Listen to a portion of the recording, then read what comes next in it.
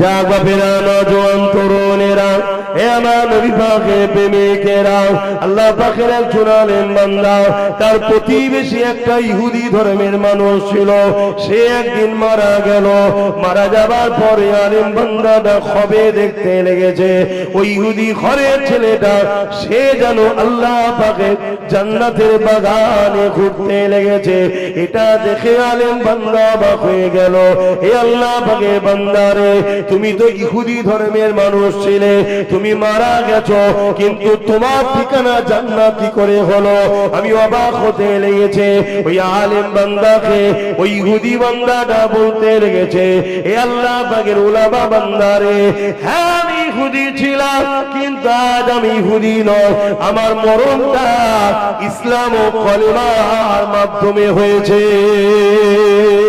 কারণটা কি বিস্তারিত বলো ওই সময় আলেম বান্দাকে ওই ইহুদি বান্দাটা বলতে লেগেছে যে কিন্তু এখন ইহুদি আর না সে বলতে লেগেছে একদিন আমি রোজার মাস ছিল আমি আমার সন্তানকে নিয়ে বাজারে গিয়েছি ওই বাজারে যাবার সময় আমার বেখিয়ালে আমার বাচ্চা দেখি একটা খাবার হাতে করে নিয়ে খেতে খেতে যাচ্ছে আমি তখন বাচ্চাতে খাবারটা নিয়ে বলেছিলাম বাবা তুমি আজকে খেও না ওপেন ভাবে কেননা মুসলমানেরা রোজা রেখেছে তারা উপোস রোজা করতে লেগেছে এইভাবে ওপেন যদি খাও তাদের সামনে যদি খাও হয়তো তাদের কষ্ট হতে পারে এই রোজাকে সম্মান জানিয়ে বাচ্চাকে ঘরে নিয়ে চলে এসেছিলাম তাকে খাবারটা তাকে দিইনি প্রকাশ্য খাবার জন্য এ আল্লাহ পাকের আলেম বান্দারে এই যে রোজাকে সম্মান জানিয়েছিলাম ওই রাত্রিরে আমি নূর নবীকে খবে দেখছিলাম দয়ার নবী বলেছিলেন হে আল্লাহ পাকের বান্দারে তুমি রোজাকে সম্মান জানিয়েছো আল্লাহ বড় খুশি হয়েছে তাই তুমি কলেমা পড়ে নাও আল্লাহ তোমার জন্য জান্নাত রেখেছে এই আল্লাহ পাকের আলেম বান্দা আমি কলেমা পড়েছি ঈমানের কলেমা নসিব হয়েছে আমার মৃত্যু হয়েছে আমার জীবনের গুনাহ আল্লাহ maaf করে দিয়ে রোজাকে সম্মান জানানোর জন্য আল্লাহ জান্নাতি বানিয়েছে আরো জোরে বলুন সুবহান শুনছেন বাপ জানেরা সারা বছর সারা মাস সারা দিন কষ্ট করে রোজা রেখে যেখানে সেখানে খেতে চলে যাবেন না বাবেরা নওজওয়ানেরা তরুণেরা যাকে দেখতে পারি না তার চলন বেকা হয় সে হাজারো যদি ভালো কাজ করে তাও পছন্দ হবে না এই যুবকেরা তরুণেরা বাবেরা ইসলামের বিরুদ্ধে যুগে যুগে দুই শ্রেণীর মানুষ সব থেকে বেশি লেগেছে এক শ্রেণী হলো অত্যাচারী শাসক দ্বিতীয় নম্বর হলো ধর্মের নামে যারা ভণ্ডামি করে তারা ইসলামের বিরুদ্ধে যুগে যুগে লেগেছে কারণ ইসলাম ভণ্ডামিকে প্রকাশ করে দেয় ইসলামের আলোর কাজে তাদের ভণ্ডামি ধরা পড়ে যায় আর অত্যাচারী শাসকরা ইসলামের বিরোধী করে কারণ ইসলাম অত্যাচারী শাসকদের বিরুদ্ধে যুগে যুগে সংগ্রাম করে মনুষ্য জাতিগুলোকে দাসত্ব শিকল ভেঙে দিয়ে আজাদ করে দিয়েছে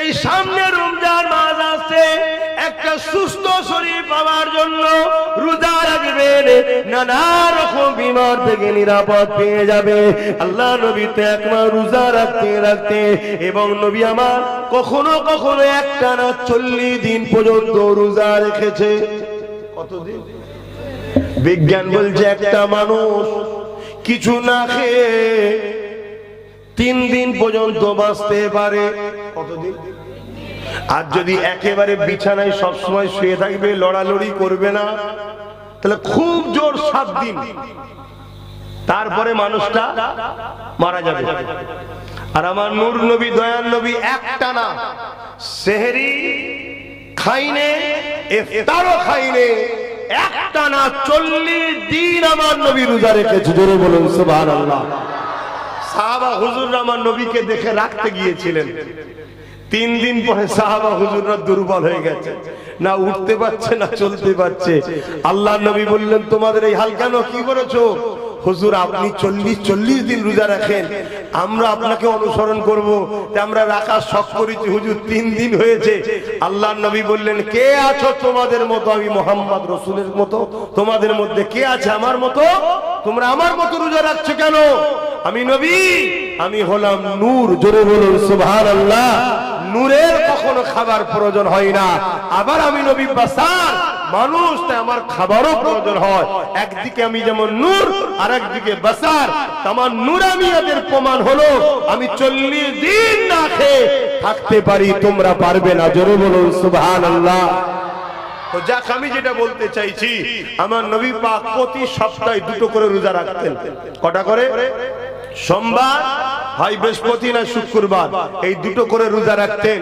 আমি প্রত্যেককে পরামর্শ দেবো, কি বাপ, কি ভাই, কি মা, সপ্তাহে 1টা করে রোজা রাখুন। আপনার শরীর দেখবেন কত সুন্দর থাকে। আপনি ট্রাই করুন, ট্রাই করতে কি আছে? আর সামনে রোজার মাস আসছে, কমসে কম 10টা রাখুন। রাখার পরে যদি দেখেন আপনার যা গ্যাসের সমস্যা আরো যা ছিল সব আল্লাহ করে সুস্থ দিকে যাচ্ছে, বাকি 20টা রাখবেন, আরো ভালো থাকবেন। আরে ট্রাই করো তো সুস্থ শরীরের জন্য রোজা। জোরে বলুন সুবহানাল্লাহ। আর যদি না রাখো, এই অকালেই তোমায় যেতে হবে। আর এই এরকম হয়ে যাবে। কি হচ্ছে আজকাল চেহারাগুলো সব, এসব ফ্যাটি লিভারের জন্য হচ্ছে। কি গো, আমার অসুবিধা হচ্ছে নাকি? যে আবহাওয়া আসছে সামনে রোজা, তাই একটু রোজালে বলবো বলে একটু বলছি। আমার নবী পাক সাল্লাল্লাহু আলাইহি ওয়াসাল্লাম সপ্তাহে 2টো করে রোজা রাখতেন। এই যে শাবান মাস চলছে এখনো, এই মাসে পুরো 1 মাসও নবী রোজা রেখেছে, কখনো কখনো আবার রোজার মাসও রেখেছে। জোরে বলুন সুবহানাল্লাহ। তোমরা অতটা রাখতে হবে না, 1 মাস ফরজ ওটা রাখো, আর সপ্তাহে 1 দিন করে রাখা অভ্যাস করো। যদি বলেন কেন, আরেকটা সিগন্যাল দিয়ে যাচ্ছি তোমাদের ঘরে, সেদিন বেশি দূর নয়, খুব শিগগিরই পুরো পৃথিবী জুড়ে খরা দেখা দেবে। সেদিন আর বেশি দূর বলো বলো নয়, পুরো পৃথিবী জুড়ে খরা দেখা দেবে। মানুষ পাবে না খাবার। আমার দেশের যা খাবার মজুদ আছে, আমার দেশের খাবার 1 বেলা কি 2 বেলা যাবে, শেষ হয়ে যাবে। শুনছেন তো নাকি? পুরো দেশে খরা দেখা দেবে, পুরো পৃথিবীতে খরা দেখা দেবে। কিয়ামতের একটা বড় আলামত। আর সেদিনটা কিন্তু বেশি দূর নয়। নবী পাক যা নমুনা বলে গেছে সব মাইকে বলা যায়নি বাপ, ঘটনা ঘটছে সব। অতএব যাদের রোজা রাখা অভ্যেস আছে, তাদের কাছে যদি 1টা রুটি থেকে 1টা রুটিকে 3 দিন চালিয়ে দেবে, বুঝাবার জন্য বলছি। 1টা খেজুরে তাদের কাজ মিটে যাবে। আর তাদের সবসময় 2 হাতে খাওয়া অভ্যেস, তারা কি করবে? পাথর চাটকে যা রাস্তায় যে বই ওপরে পাথর চাট, হদ্দম খেয়েছিস, এতিম গরিব বিধবা দেখা দেখিনি, যার পেয়েছিস খেয়েছিস খায়। বলে এসব গরিবদের বদ্ধই হবে, চিন্তা কোনো কারণ নেই। কিন্তু যারা রোজা রাখে তাদের অসুবিধা আছে, আমরা খুশিতে আছি, আমাদের কোনো অসুবিধা নেই। তো আমাদের কোনো অসুবিধা নেই, পানিটা পেয়ে গেলেই হয়ে যাবে। কি পানি পেয়ে গেলেই হয়ে যাবে। তবে এটাও শুনে রেখে দাও, পানিরও লিয়া নামছে। শুনছো তো নাকি? মানে সাইজ করবে খোদায়, মানে ভালো, তারে চিন্তার কোনো কারণ নেই। ইমানদারদের আবার চিন্তা কিসে? আমাদের কোনো চিন্তা আছে নাকি? হ্যাঁ জোরে বলো। ইমানদার যদি হও, চিন্তা কিসে? ইমানদার হাত উঠাতে দেরি, আল্লাহ দিতে দেরি করে না। জোরে বলুন সুবহানাল্লাহ। বাপেরা, নওজোয়ান তরুণেরা, এবারে চলে আসেন আমার ধর্মীয় বিষয়ে আলোচনা। ইসলাম রোজা কেন রাখতে বলেছে, বিজ্ঞান ভিত্তিক তোমাকে জানিয়ে দিয়ে গেলাম। এর পাশাপাশি আবার জানিয়ে দিয়ে যায়, এ যুবকেরা, তরুণেরা, বাপেরা, আল্লাহ নবী জানিয়ে দিয়েছে কাল কিয়ামতের ময়দানে যেদিন সবাই নফসি নফসি করবে, ওই কঠিন ময়দানে মাশরে দাঁড়িয়ে থাকবে। এই ময়দানে মাশরে আল্লাহ পাকের আরশের উপরে একদল বান্দা বান্দীরা নিশ্চিন্তাতে জান্নাতি খানা খেতে থাকবে। ফেরেশতারা দেখে বলতে লাগবে, ও রব্বি আল্লাহ, ইরা কারা? এই ময়দানে মাশরে যেখানে সবাই নফসি নফসি করছে, আপনার এই বান্দা বান্দীগুলো নিশ্চিন্তাতে জান্নাতি খানা খাচ্ছে। ইরা কারা? ইরা কারা? আমার আল্লাহ পাক জানিয়ে দেবে, ফেরেশতারে, এরা হলো তারা দুনিয়ার দুনিয়ার জমিনে যারা আমি আল্লাহ আমার খুশির জন্য খাদ্য থাকার পরও রোজার মাসে দিনের বেলা খাইনি, অর্থ থাকার পরও রোজার মাসে দিনের বেলা খাইনি, বাজারে গেছে কত মানুষ খেয়েছে, আমার বান্দা গুলো দেখেছে, কিন্তু আমি আল্লাহ আমার খুশির জন্য খাইনি। আমি আল্লাহ আমার হুকুমকে যথাযথ পালন করেছে। এমনকি মাগরিবের সময় হয়েছে, ইফতারকে সামনে নিয়ে বসেছে, আমার বান্দা খিদার জ্বালা পেট জ্বলতে লেগেছে, পিপাসাতে বুক ফেটে যেতে লেগেছে, পানিও রয়েছে, ইফতারও রয়েছে, খেলে কেউ বাধা দিবারও না, কেন বান্দার ওটায় ক্ষমতা রয়েছে, আমি খেলে তুমি কি করবে? কিন্তু তথাপিও বান্দা আমি আল্লাহ আমার খুশির জন্য খাইনি, আমাকে রাজি করার জন্য অপেক্ষা করেছে। আযান যখন দিয়েছে, আযান দিবার সাথে সাথে বান্দা আমাকে কিন্তু ভুলে যায়নি, আমি আল্লাহ আমার নাম নিয়েছে, আমার নাম নিয়ে বিসমিল্লাহ বলে নিয়ত করে বান্দা তারপরে ইফতার করেছে। আমি আল্লাহ আজকে দিনে আমার বান্দাকে তার নিশ্চিন্তাতে জান্নাতি খানা খাওয়াচ্ছি। আরো জোরে বলুন সুবহান। চিন্তা করে দেখুন, এক তো সুস্থ শরীর হবে, আবার এত বড় একটা নিয়ামত পাওয়া যাবে, যেদিন সবাই নফসি নফসি করবে, সেই দিনে আপনি নিশ্চিন্তায় জান্নাতি খানা খাবেন। রোজা তাহলে কত বড় নিয়ামত, রহমত, বরকত, মাগফিরাত, নাজাতের মাস হলো রোজা। আল্লাহ নবী বলেছেন যে রোজা পেল সে নিজেকে জান্নাতি বানাতে পারলো না, এর থেকে বড় হতভাগ্যবান আর কেউ নেই। মানে রোজা যদি পাওয়া যায় সে জান্নাতে যাবার জন্য ব্যবস্থা করে নিতে পারবে। রোজা এত বড় নিয়ামতের মাস, জোরে বলুন সুবহানাল্লাহ। এই মাসে আল্লাহ কোরআনকে নাজিল করেছে, জোরে বলুন সুবহানাল্লাহ। সেই মাস মহব্বতের সঙ্গে পালন করে, আদবের সাথে পালন করে, পাক পবিত্র ভাবে থাকবে, নামাজ রোজা কোরআন তিলাওয়াতের মধ্যে থাকবে।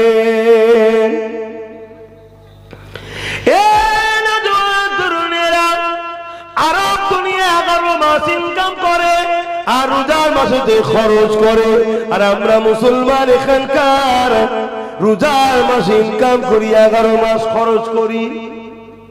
কি করে না করে না? 2 টাকার মাল একদম 10 টাকা, কি করে না করে না? হ্যাঁ, আপনাদের কষ্ট হচ্ছে?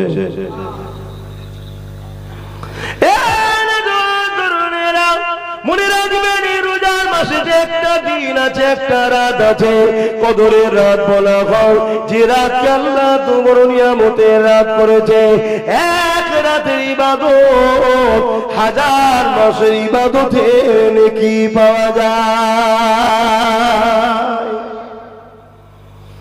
আল্লাহ নবী জানিয়ে দিলে আমার উম্মত উম্মতীদের হায়াত কম হবে, এই জন্য আল্লাহ পাক এমন বিশেষ বিশেষ দিন রাত দিয়েছে, যে দিন রাত গুলোতে নফল ইবাদত, রোজা, কোরআন তেলাওয়াত আল্লাহ পাকের বান্দাগিতে কাটালে আল্লাহ পাক তাদেরকে অনেক বড় বড় মাকাম দেয়। এ যুবকেরা, তরুণীরা, বাপেরা, এ নবী পাকের প্রেমিকেরা, এই রোজা মাসকে আল্লাহ কত নিয়ামত করেছে। আল্লাহ পাক রোজাকে বলেছে as-sawmu li wa anasi biyadiya, রোজা হলো আমি আল্লাহ আমার খাস ইবাদত। নামাজ আল্লাহর জন্য, হজ আল্লাহর জন্য, দান খায়রাত সবই তো আল্লাহর জন্য, আল্লাহ ছাড়া অন্য কারো জন্য করাই তো ইসলামে হারাম, সবই ইবাদত আল্লাহর জন্য। কিন্তু সবকিছুর মধ্যে রিয়া আছে, নামাজের মধ্যে লোক দেখানো থাকতে পারে, হজের মধ্যেও লোক দেখানো থাকতে পারে না, পারে না। যে আমাকে লোক হাজি বলবে, দানের মধ্যেও লোক দেখানো থাকতে পারে না, পারে না। লোক আমাকে দাতা বলবে, হ্যাঁ, কিন্তু কেউ কি রোজা রাখবে লোক দেখানোর জন্য? বলে লোক দেখানো যদিও রাখে, মুখিয়ে তো যে খেয়ে নেবে। কি আমরা যেমন ছোটবেলায় রোজা রাখতাম, যখন মায়েরা বলতো বাবা আরেকটু অপেক্ষা কর, আরেকটু অপেক্ষা কর, তখন ছোট ছোট তো ছোটবেলা থেকে আমরা হ্যাবিট, অভ্যাস, ট্রেনিং দেওয়া হয়েছে। আজকে অনেক বড় বড় লোক রাখতে পারে না, কারণ অভ্যাস নেই। আলহামদুলিল্লাহ আমাদের কোনো ব্যাপারই নয়, যে কোনো দিন রোজা রেখে দিতে পারবো, কোনো ব্যাপারই নয়। খাবার কথা মনেও পড়বে না, কেন একটা হ্যাবিট হয়ে গেছে, শরীর সেভাবেই তৈরি হচ্ছে। তা রোজা কেন বলেছে আল্লাহ? আমার খাস ইবাদত, যে লোক দেখানো যদিও রাখে, বান্দা তো লুকিয়ে খেয়ে ফেলবে, কিন্তু যারা সত্যি রোজা রাখে তারা লুকিয়েও খায়। আমরা তখন ছোট ছিলাম, বাদ দেন না, ছোটদের জন্য তার শরীয়ত নয়, জ্ঞান বিবেক বুদ্ধি বড় হয়ে গেলে তখন শরীয়ত। বাচ্চাদের জন্য কি শরীয়ত নাকি? এই যে বাচ্চারা বসে, এদের কোনো ভুল আছে নাকি? এরা যা করবে সবটাই ঠিক, এরা যা করবে সবটা ঠিক, এদের কোনো ভুল নেই। এখন আপনার আমার নজরে ভুল লাগতে পারে, কিন্তু আল্লাহ এদের ভুলটা লিখবে না, এরকম গোনা লিখা হবে না। যেদিন থেকে জ্ঞান বিবেক বুদ্ধি আসবে ওই দিন থেকে ধরা হবে, তুমি ন্যায়ের পক্ষে চল। যদি 80 বছর বয়সে কোনো মেন্টালি সমস্যা থাকে, সে যা করবে কোনোটাই লিখা হবে না, কেন তার ব্রেন ঠিক নেই। বুঝতে পারছেন? আল্লাহ আমাদেরকে ব্রেন দিয়েছে, এই নিয়ামতওয়ালা জিনিস যেমন পেয়েছি, এর আবার হিসাবটাও নেবে যে কোথায় কোথায় লাগিয়েছিস বল। ব্রেন তো ভালো দিয়েছিলাম, মদ খেয়ে রাস্তায় টলছিলিস কেন? কি মদ খাই না জাগা বেরানো জোয়ান তরুণেরা, হে আমার নবী পাকের প্রেমিকেরা, আল্লাহ পাকের একজন আলেম বান্দা, তার প্রতিবেশী একটা ইহুদি ধর্মের মানুষ ছিল। সে একদিন মারা গেল। মারা যাবার পরে আলেম বান্দাটা খবে দেখতে লেগেছে, ওই ইহুদি ঘরের ছেলেটা সে যেন আল্লাহ পাকের জান্নাতের বাগানে ঘুরতে লেগেছে। এটা দেখে আলেম বান্দা অবাক হয়ে গেল। হে আল্লাহ পাকের বান্দারে, তুমি তো ইহুদি ধর্মের মানুষ ছিলে, তুমি মারা গেছো, কিন্তু তোমার ঠিকানা জান্নাত কি করে হলো? আমি অবাক হতে লেগেছে।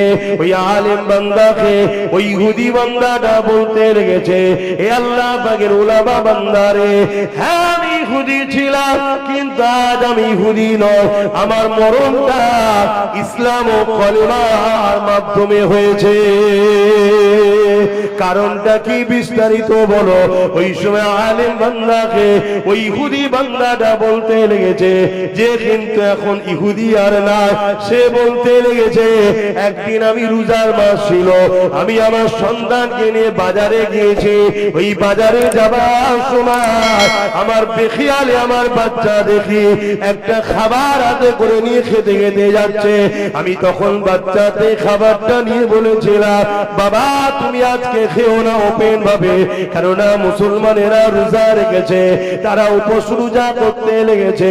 এইভাবে ওপেন যদি খাও, তাদের সামনে যদি খাও, হয়তো তাদের কষ্ট হতে পারে। এই রোজাকে সম্মান জানিয়ে বাচ্চাকে ঘরে নিয়ে চলে এসেছিলাম, তাকে খাবারটা তাকে দিইনি প্রকাশ্য খাবার জন্য। এ আল্লাহ পাকের আলেম বান্দারে, এই যে রোজাকে সম্মান জানিয়েছিলাম, ওই রাত্রিরে আমি নূর নবীকে খবে দেখছিলাম। দয়ার নবী বলেছিলেন, হে আল্লাহ পাকের বান্দারে, তুমি রোজাকে সম্মান জানিয়েছো, আল্লাহ বড় খুশি হয়েছে, তাই তুমি কলেমা পড়ে নাও, আল্লাহ তোমার জন্য জান্নাত রেখেছে। এই আল্লাহ পাকের আলেম বান্দা, আমি কলেমা পড়েছি, ইমানের কলেমা নসিব হয়েছে, আমার মৃত্যু হয়েছে, আমার জীবনের গুনাহ আল্লাহ মাফ করে দিয়ে রোজাকে সম্মান জানানোর জন্য আল্লাহ জান্নাতি বানিয়েছে। আরো জোরে বলুন সুবহান। শুনছেন বাপ জানেরা? সারা বছর, সারা মাস, সারা দিন কষ্ট করে রোজা রেখে যেখানে সেখানে খেতে চলে যাবেন না, খুব সাবধান। আমাকে অনেক ভালোবাসার লোকেরা দাওয়াত দেয় ইফতার ও দুয়ার মাহফিল। ইফতার ও দুয়ার মাহফিল, এটা যেটা আমাদের ধর্মীয় কাজ, ভালো জিনিস, এগুলো করবেন, আলেমদের লিয়ে করবেন, আলেমদের লিয়ে করবেন, নিজের ধর্মের কাজ নিজেদের লোক লিয়ে করবেন। কথা বুঝে আসছে? ভালো কাজ করুন। সেখানে এই বাহানায় কত গরিব এসে বসবে, একটু ভালো মন্দ খেলো, তা আমাকে দাওয়াত দেয়, আমি কিন্তু সাথে করে ইফতার নিয়ে যাই। কেন? সারাদিন রোজা রেখে কিছু বুঝছেন? আমি কাউকে খারাপ বলছি না, তারপরও ইতমিনানে কালবের জন্য পরের পয়সায় রোজা খুলবো কেন? নিজের পয়সায় রোজা খুলি। তারপরে তারা যখন ভালোবাসাই বলে ভাই যেন একটু নেন, শরীক হই, অস্বীকার করছি না, কিন্তু খুলি নিজের পয়সা দিয়ে। একটু মনে রাখবেন, যাতে করে আপনার রোজাটা শেষ হয়ে যাক। এটা একটা ষড়যন্ত্র চলছে, কারণ ইসলামের দুশমন যারা, তারা কখনো চাইনি মুসলমান ঈমান ও আমলের সঙ্গে থাকুক। যেমন আজকে জোর করে কেউ ওয়াকাফ সংশোধনের নামে ওয়াকাফকে নিয়ে মাদ্রাসা মসজিদকে শেষ করে দিতে চাইছে, ঠিক তেমনি কেউ আবার স্লোগানের নামে আমাদের ঈমানকেও বরবাদ করার চেষ্টা করছে।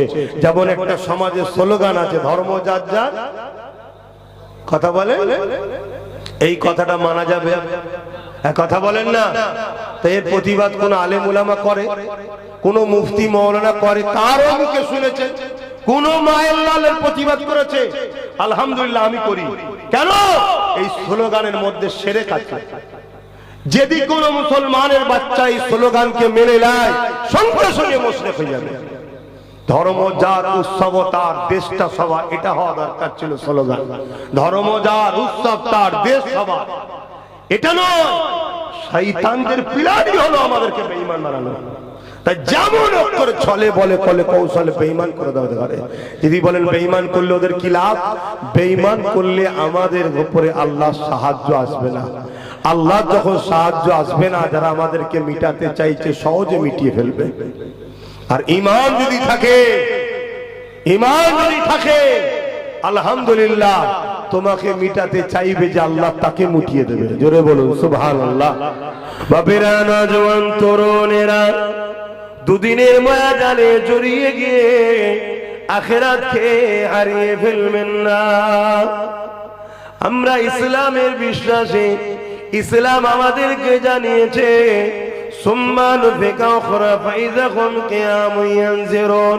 মৃত্যু আমাদের শেষ নয়, মৃত্যু হলো একটা মাধ্যম খাতা জমা দিবার। আমলের খাতার বন্ধ হয়ে গেল। যেমন দেখবেন আমরা দুনিয়ায় পরীক্ষার হলে যাই পরীক্ষা দিতে, ঘন্টা বাজলে খাতা জমা পড়ে যায়। কেন ভাই? পরীক্ষা দিতে এসেছেন, যে কোনো কামিয়াবির আগে একটা পরীক্ষা দিতে হয়, তাই তো নাকি? তা পরকালের কামিয়াবির আগে আপনাকে দুনিয়াতেও একটা পরীক্ষা দিতে হবে। তাই এই পরীক্ষার জন্য আল্লাহ দুনিয়াকে পরীক্ষার হল বানিয়েছে। এত কথা বললে হবে না। পরীক্ষার হল বানিয়েছে। এখানে ততদিন পর্যন্ত আমাদেরকে আল্লাহ পাঠিয়েছেন পরীক্ষা নিবার জন্য। বান্দা আমার জন্য কি করে, আমার হুকুম মেনে চলে কিনা দেখব। মানুষের মতে চলে না আমি সৃষ্টিকর্তা আমার মতে চলে, এই পরীক্ষা নিবার জন্য আল্লাহ পাঠিয়েছে। মৃত্যুর মাধ্যম দিয়ে আমাদের আমলনামা বন্ধ হয়ে যাবে, খাতা ক্লোজ হয়ে গেল। কে কতদিন কবরে থাকবে আল্লাহ জানে, কিন্তু বিচারের একটা দিন আছে। দুনিয়ায় যেমন রেজাল্ট আউট হওয়ার একটা দিন আছে, ওটা বিচারের দিন, রেজাল্ট আউট হবার দিন। শুনছেন? ওটা কোথায়? ময়দানে মাহশর। সুম্মা নুফিকা উখরা ফাইযা হুম কিয়ামুন ইয়ানজিরুন। ওই ময়দানে মাহশরে সবাইকে ওঠানো হবে। ওই দিনে আল্লাহ পাক যাদের ডান হাতে আমলনামা দেবে তারা কামিয়াবি হয়ে যাবে, যারা অন্যায়কারী হবে তাদের সিনার মধ্যে দিয়ে বাঁ হাতটাকে পিছনে দিয়ে পিছনে আমলনামা দেওয়া হবে। এ যুবকেরা, তরুণেরা, বাপেরা, ওই দিনটা হবে তোমার আমার জন্য বড় ভয়ানক দিয়ে। কানা মেঘদর খামসিন আলফা সানাতে, 50,000 বছরের একটা দিন সৃষ্টিকর্তা বানাবে। ওই দিনে তোমাকে আমাকে দাঁড়াতে হবে, সবাইকে আল্লাহ পাক ওই দিন হিসাব নেবে। এ যুবকেরা, ওই দিন মাথার এক বিগদা ইখতিলাফ, এক হাত উপরে আল্লাহ সূর্যকে নামিয়ে দেবে, সূর্যের 12 গুণ তাপকে আল্লাহ বাড়িয়ে দেবে। মাথার খিনুগুলো গলে গলে নাক দিয়ে ঝরে ঝরে পড়তে থাকবে। মানুষ কিন্তু মারা যাবে না। শুনছেন তো? মানুষের শরীরে এখানে একটা জিনিস আছে যেটাকে আত্মা বলা হয়, রূহ বলা হয়। এইটা অ্যাকচুয়ালি কি? এটা হলো সৃষ্টিকর্তার হুকুম। মায়ের পেটে যখন আমাদেরকে তৈরি করেছেন সৃষ্টিকর্তা, 120 দিন পর এই বডির মধ্যে সৃষ্টিকর্তা এই রূহ বা আত্মাকে ফুঁকে দেয়, পাঠিয়ে দেয়, তখনই আমরা মায়ের পেটে লড়ালড়ি শুরু করি। ডাক্তারখানায় মা যায়, এখন দেশ বিজ্ঞান তারাক্কি করছে, মেশিন লাগায়, মায়ের কানে দেয়, মা শোনে, বাচ্চা নিঃশ্বাস নিচ্ছে, টানছে, ছাড়ছে, মায়ের দিলটা বড় খুশি হয়ে যায়। জোরে বলুন সুবহানাল্লাহ। দুনিয়ায় যতদিন থাকার আব্বাস সিদ্দিকী ততদিন এটা আমার শরীরে থাকবে। আমার হাত কেটে গেলেও এটা যদি আল্লাহ না চায় এটা বেরোবে না, অতএব আমি বেঁচে থাকবো। আর হাত থাকবে, এটা যদি সৃষ্টিকর্তা চায় ডেকে নেয় আমি আর থাকতে, এটা হলো মূল। আর এ শরীরে কারো কথা শুনবে না, এ সৃষ্টিকর্তার হুকুম, সৃষ্টিকর্তা যখন ডাকবে এ তখন বেরিয়ে যাবে। মৃত্যু আমাদের হয় বডিটাকে আমরা নিয়ে গিয়ে কাফন পরিয়ে, গোসল দিয়ে, কাফন পরিয়ে, আদবের সাথে জানাজা দিয়ে মাটি দিয়ে আসি। সৃষ্টিকর্তা এটাকে বার করে নেয়, আবার পাঠায়। কবরে যখনই চলে যায়, আমরা 40 কদম চলে আসি, এই রূহ আবার আসে, সৃষ্টিকর্তা পাঠায়, তখন আমরা কবরে বসে যাই উঠে। সৃষ্টিকর্তা তিনি সাইয়্যুন কাদির, তিনার কোন জিনিস করতে গিয়ে সময় লাগে না, শুধু বলে কাফ নুন কুন হো যা, ফায়াকুন, সঙ্গে সঙ্গে হয়ে যায়। জোরে বলুন সুবহানাল্লাহ। কবরে যখন উঠে বসবো, কবরে ফারিস্তা সে জিজ্ঞেস করবে মান রব্বুকা, তোমার রব কে? প্রশ্ন শুরু হলে পারে। কবরে 3টে প্রশ্ন হবে। দ্বিতীয় নম্বর মা দিনুকা, তোমার দিন কি? 3 নম্বর হলো আমার নূর নবী, দয়াল নবীকে হাজির করানো হবে। নবী পাক সাল্লাল্লাহু আলাইহি সাল্লামকে দেখিয়ে বলা হবে ইনি হলেন মুহাম্মদ সাল্লাল্লাহু আলাইহি সাল্লাম, ইনার সম্বন্ধে দুনিয়াতে তোমার আকীদা ধারণা কি ছিল বলো।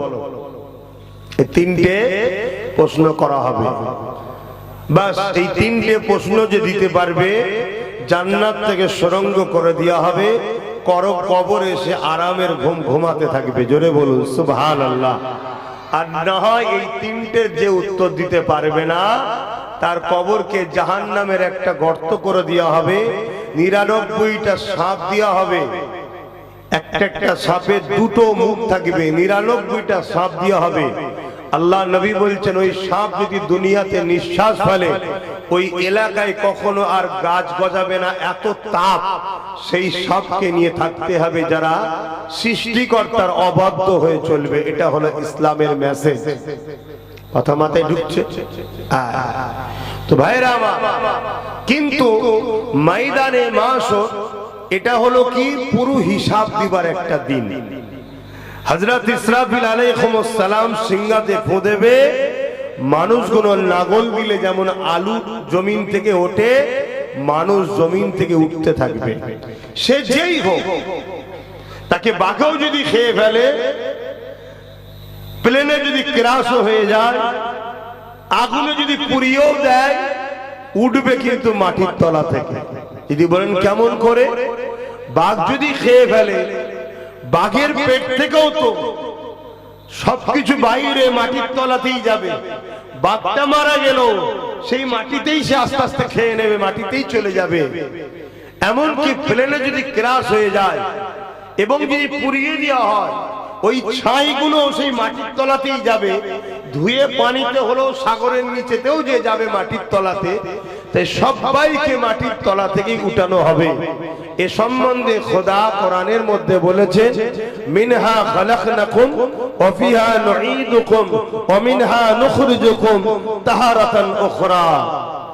এই মাটি থেকেই তোমাকে সৃষ্টি, এখানে বাপ আদম আলাইহিস সালামকে সৃষ্টি করা এবং এই মাটি থেকেই উঠানো হবে। কথা বুঝে আসছে? সে যেই হোক, সবার শেষ কিন্তু মাটির তলা থেকেই হবে। তো যা ওই দিন হবে কতদিন? কানা মিকদারু 50 আলফা সানাতিন, 50,000 বছরের একটা দিন হবে। সৃষ্টিকর্তার ক্ষমতা আছে না নাই? এটা আওয়াজ দিয়ে বলুন। হ্যাঁ, যেমন দাজ্জাল যখন আসবে, দাজ্জাল কানা দাজ্জাল জানেন তো নাকি? শয়তানদের বাদশা হবে সে। সমস্ত শয়তানরা তাকে সাপোর্ট করবে। পুরো পৃথিবী জুড়ে শয়তানগুলো দাজ্জালের পক্ষে মিশন চালাচ্ছে। যেমন দাজ্জালের মেন যারা হবে, তারা এখন থেকে চেষ্টা করছে দাজ্জালের বিস্তার কি করে করা যায়। আর দাজ্জাল সেদিন আসবে যেদিন দুনিয়াতে একটা খরা দেখা দেবে, মানুষ ভিখারি হয়ে যাবে, গরিব হয়ে যাবে, তখন দেখবেন দাজ্জালের আবির্ভাব নিকটবর্তী। অলরেডি আমাদের পয়সা থাকার পরও আমরা তো এখন বেশিরভাগ লোকই ভিখারি হয়ে গেছি, হাত পাতা আমাদের অভ্যাস হয়ে গেছে। সব থাকার পরও যেখানে সেখানে হাত পাতি আমরা, কি এরা অভ্যাস আছে না নাই? এটা একটা পরিকল্পনা, দাজ্জালদের একটা প্ল্যান, মানুষকে ভিখারি বানাও, ভিক্ষা করার মেন্টালিটি তৈরি করো। কেন? দাজ্জাল এসে মানুষকে সোনা দানা হিরে মতি দেবে, বিনিময়ে দাবি করবে তোমরা আমাকে খোদা বলে মানো। আল্লাহ নবী বলছেন শোনো, তোমাদের খোদা তিনি চোখে কানা হবে না, দাজ্জাল এক চোখে কানা হবে এবং তার কপালে লেখা থাকবে কাফেরে। কথা বুঝে আসছে? এ কোন রসুল নমুনা দিয়ে গেছে। সে একটা যুবককে ধরবে, ধরে তাকে টুকরো টুকরো টুকরো করে এক জায়গায় পুরো মিশিয়ে দেবে। মিশিয়ে দিবার পরে বলবে এই ওঠো, সঙ্গে সঙ্গে যুবকটা আবার জিন্দা হয়ে যাবে, দাঁড়িয়ে যাবে। যে বলবে বলো আমাকে খোদা বলে মানবে। আমরা তো সামান্য কিছু চমৎকার দেখলেই তাকে বলে ফেলি আল্লাহর ওলি, হ্যাঁ, তার পিছনে ছুটি। অত সহজ নয়। ওই যুবকটা তখন বলবে শোনো, তোমার উপরে আমার বিশ্বাস আগে থেকেই ছিল, তুমি হলে কাফের দাজ্জাল, তবে তুমি আমাকে যে জিন্দা করিয়েছো, করে যে দেখাচ্ছ, এটা অবশ্যই আমার আল্লাহ আমার ইমানের পরীক্ষা নিচ্ছে। আমাকে বাঁচিয়েছেন যিনি, তিনি হলেন সৃষ্টিকর্তা আল্লাহ, তুমি নয়। জোরে বলুন সুবহানাল্লাহ। কিন্তু আমাকে খোদা পরীক্ষা দিচ্ছে, আমি তোমায় খোদা বলে মানি কিনা।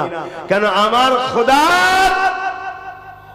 প্রয়োজন হয়নি জমিনে নেমে এসে বান্দাকে বলবে আমায় খোদা বলে মান, আমায় খোদা বলে মান, আমায় খোদা বলে মান, আমায় খোদা বলে মান। শুনছেন তো নাকি? এটা দাজ্জাল করবে। যাকে একটা কথা এসেছিল একটু বলে দিলাম। কি কথা বলতে গিয়ে দিক চলে গেলাম। হ্যাঁ, দাজ্জাল যখন আসবে, দাজ্জালের প্রথম দিনটা হবে 1 বছরের মতো বড়। আমরা যে 1 বছর কাটাই, এরকম 1 বছরের মতো বড় একটা দিন হবে। তারপরের দিনটা হবে 1 মাসের মতো। কথা বুঝে আসছে? তাহলে দাজ্জাল দুনিয়াতে আসবে, সে যাতে সব জায়গা ভ্রমণ করতে পারে অল্প দিনের মধ্যে, আল্লাহ সময়কে রুকে দেবে। একটা দিন হবে 1 বছরের। সৃষ্টিকর্তা তিনি, যিনি সময়কে রুখে দিবার ক্ষমতাও রাখেন। জোরে বলুন সুবহানাল্লাহ। যেমন আমরা আমার নবী পাক সাল্লাল্লাহু আলাইহি ওয়াসাল্লাম মিরাজে গিয়েছিলেন, সুবহানাল্লাযী আসরা বিআবদিহি লাইলাম মিনাল মাসজিদিল হারাম ইলাল মাসজিদিল আকসা আল্লাযী বারাকনা হাওলাহু লিনুরিয়াহু মিন আয়াতিনা ইন্নাহু হুয়াস সামিউল বাসীর। আমার রাসূল সাল্লাল্লাহু আলাইহি ওয়াসাল্লাম যে মিরাজে গিয়েছিলেন, রাতের কিছু অংশে, একটা জিনিস বুঝাতে গিয়ে একটু বুঝাচ্ছি চারিদিকে, রাতের কিছু অংশে মসজিদে হারাম থেকে মসজিদে আকসা প্যালেস্তাইনে, ওখান থেকে সিদরাতুল মুনতাহা 7 তবক আসমান পার করে আবার সেখান থেকে আল্লাহর আরশ, আমার নবী রাতের কিছু অংশে ঘুরে এসেছে। জোরে বলুন সুবহানাল্লাহ। খুব যুক্তি সহ আপনাদেরকে, বিজ্ঞান দিয়ে একটা আপনাদেরকে জিনিস বুঝাচ্ছি। আমার হাতে এটা কি আছে? ঘড়ি। এতে দেখুন 3টে কাঁটা আছে, তাই তো নাকি? 3টে কাঁটা আছে, মেশিন পত্র সব রয়েছে, কিন্তু এর মেন জান কোনটা? ব্যাটারি। ব্যাটারি যদি না থাকে, ধরুন এক্ষুনি ব্যাটারিটা বার করব, যে কাঁটাটা যেখানে আছে সে কাঁটাটা সেখানেই দাঁড়িয়ে যাবে, ঠিক না? আবার একটা ব্যাটারি যখন লাগাবো, সেখান থেকে চলা শুরু হবে। আমার আল্লাহ এ কায়নাতের জান মোহাম্মদ রসুলকে করেছে। জোরে বলুন সুবহানাল্লাহ। নবী যখন দুনিয়া থেকে বেরিয়ে চলে গেলেন, এ দুনিয়ার প্রত্যেকটা জিনিস যেখানে যেভাবে ছিল সেইভাবে দাঁড়িয়ে রয়ে গেছে। কতক্ষণ সময়, কত টাইম লেগেছে আল্লাহ ভালো জানে। তবে এতটুকু বলতে পারি, সৃষ্টিকর্তা তিনি, যিনি শাইউল কাদির, তিনি সর্বশক্তিমান। তিনার কাছে কোনো জিনিসের জন্য কমজোরি বা দুর্বল করতে তিনাকে পারেন না। তিনি হলেন সৃষ্টিকর্তা। তিনি ময়দানে মাশরটাকে বানাবেন। একটা দিন হবে 50,000 বছরের মতো লম্বা। কানা মিকদারু 50 আলফা সানাতিন, কোরআন বলছে। আর কোরআন এমন একটা কিতাব, পৃথিবীর কোন মায়ের লাল কোরআনের ভুল তো দূরের কথা, একটা জেদ জবরকেও পেশ নুক্তাকেও চেঞ্জ করতে এখনো জোরে বলুন। কিন্তু কোরআনের ভুল বার করার জন্য পৃথিবীতে এত লক্ষ কোটি মিলিয়ন বিলিয়ন টাকা খরচ করা হচ্ছে, অন্য বিষয়ে মনে এত কোটি খরচ হয় না। আমেরিকা বলুন, ফ্রান্স বলুন, ব্রিটেন বলুন, জাপান বলুন, পৃথিবীর যত উন্নত মানের দেশ আছে তারা কোরআনকে রিসার্চ করছে দুটো কারণে। কোরআন থেকে নিজেদের ঘরে তারা কি করছে, আর একটা হচ্ছে কোরআনকে ভুল বার করব। শুনছেন তো নাকি? কেউ 20 বছর, কেউ 30 বছর, কেউ 40 বছর ধরে কোরআনের রিসার্চ করে বলছে যে ভুল পেয়েছি কোরআনের নয় আমার, আমি কোরআনকে না মেনে আছি, এটাই হলো সব থেকে ভুল। আমি কোরআনকে মেনে নিলাম, কেন কোরআন মানুষের কথা নয়, স্রষ্টার কথা। জোরে বলুন সুবহানাল্লাহ, আরো জোরে বলুন সুবহানাল্লাহ। সেই কোরআন বলছে কিয়ামতের একটা দিন হবে ময়দানে মাহশর বিচারে, কতদিন? 50,000 বছরের একটা দিন হবে, যেদিন মাথার উপরে আল্লাহ সূর্যকে নামিয়ে দেবে। বর্তমান সূর্য কোটি কোটি মাইল দূরে রয়েছে, সেদিন সূর্যের তাপ আল্লাহ 12 গুণ আবার বাড়িয়ে দেবে। মানুষের মাথা ক্ষীণগুলো লাফ দিয়ে ঘুরে ঘুরে ঝরতে থাকবে। ওই দিনেতে এমনও দেখা যাবে নিজের বাপকে ছেলে জমিনে শুইয়ে দিয়ে তার বুকের উপরে পা দিয়ে দাঁড়িয়ে যাচ্ছে। ওই ময়দানে মাশর এমনও ছেলে পাওয়া যাবে নিজের বাপকে জমিনে শুইয়ে দেবে, এমনও বাপ পাওয়া যাবে নিজের ছেলেকে জমিনে শুইয়ে দেবে, তার বুকের উপরে পা দিয়ে দাঁড়িয়ে যাবে। এমনও মেয়ে পাওয়া যাবে নিজের মাকে জমিনে শুইয়ে দেবে, এমনও মা পাওয়া যাবে নিজের মেয়েকে জমিনে শুইয়ে দেবে, দিয়ে তার বুকের উপরে পা দিয়ে দাঁড়িয়ে যাবে। সাহাবা হুজুররা জিজ্ঞাসা করলে, ইয়া রাসূলুল্লাহ হাবিবাল্লাহ, এই রকমটা কেন হবে? আল্লাহ নবী বলেছিলেন, লোহাকে আগুনে দিলে পুড়ে পুড়ে যেমন লাল হয়ে যায়, ওই সূর্যের তাপেতে জমিন খানা লাল হয়ে যাবে। যে যাকে পারবে জোর করে জমিনে শুইয়ে দে, তার বুকের উপরে পা দিয়ে দাঁড়িয়ে যাবে, কেন জমিনে তারা দাঁড়াতে পারবে না। এ যুবকেরা, তরুণেরা, বাপেরা, ওই দিনটা হবে তোমার আমার হিসাবের দিন। শুনছেন? 100 টাকা বাজার করতে দিয়ে হিসাব নেন না নেন? বলুন, 100 টাকা বাজার করতে গিয়ে হিসাব নেন না নেন? আপনি সবাই হিসাব নেন না নেন? হ্যাঁ, যিনি আমাকে দুটো হাত দিয়েছে, দুটো চোখ দিয়েছে, দুটো কান দিয়েছে, দুটো পা দিয়েছে, দুটো কিডনি দিয়েছে, হার্ট দিয়েছে, জবানে কথা দিয়েছে, চিবাবার জন্য 2 ধরনের দাঁত, গোস্ত খাবার জন্য 1 ধরনের দাঁত, আর শাক সবজি খাবার জন্য আর 1 ধরনের দাঁত। কথা বুঝে আসছে না? এত কিছু দিয়েছে, কত রকম সবজি, কত রকম খাদ্য, কত রকম ফল, কত রকম কি তিনি আমাদেরকে দিয়েছে। জমিন আমাদের জন্য বিছানা, আসমান আমাদের জন্য ছাদ যিনি বানিয়েছে, তিনি আমাদের হিসাব নেবে না? বান্দা হাত দ্বারা কি করেছি বল, বান্দা পা দ্বারা কি করেছি বল, বান্দারে চোখে রোশনি আমি দিয়েছিলাম। বান্দা তোরা জানিস তোদের এক একটা চোখে 13,000 কোটি করে লেন্স আমি দিয়েছি। বাবেরা, নওজওয়ানেরা, মন দিয়ে শোনে, আল্লাহ বা কিয়ামতের দিনটাকে এত কঠিন দিন করবে, যে দিনে তোমাকে আমাকে হিসাবটা দিতে হবে। ওরে আমার বান্দা বান্দিরে, আমি আল্লাহ তোদেরকে চোখ দিয়েছিলাম, এই চোখ দিয়ে তোরা কি দেখেছি বল? চোখ কে দিয়েছে? সৃষ্টিকর্তা আমাদেরকে এক একটা চোখে 13 দুগুণে 26,000 কোটি লেন্স দিয়েছে। শোনো শোনো শোনো, আরে বিজ্ঞান তো 150 বছরের, তার আগে বিজ্ঞান ছিল কোথায়? এখনো বিজ্ঞান হাতড়াচ্ছে, কিছু খুঁজে পাইনি। সাগর থেকে 1 ফুটা পেয়েছে হয়তো।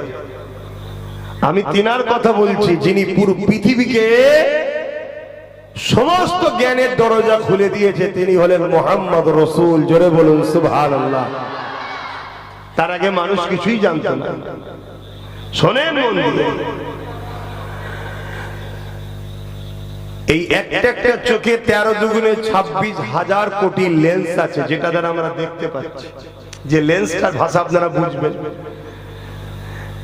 এবং প্রত্যেকটার সাথে প্রত্যেকটা তার আলাদা, শিরা আলাদা, একটার সাথে আরেকটা যদি টাচ হয় ফিউজ উড়ে যাবে, আর দেখতে পাবেন না। ভাবতে পারছেন সৃষ্টিকর্তা কত মহান? এক মুহূর্তের মধ্যে আসমানে যায় রশ্মি, আসমানকে টাচ করে, এসে ব্রেনকে সিগন্যাল দেয় এটা এই কালার। জোরে বলুন সুবহানাল্লাহ।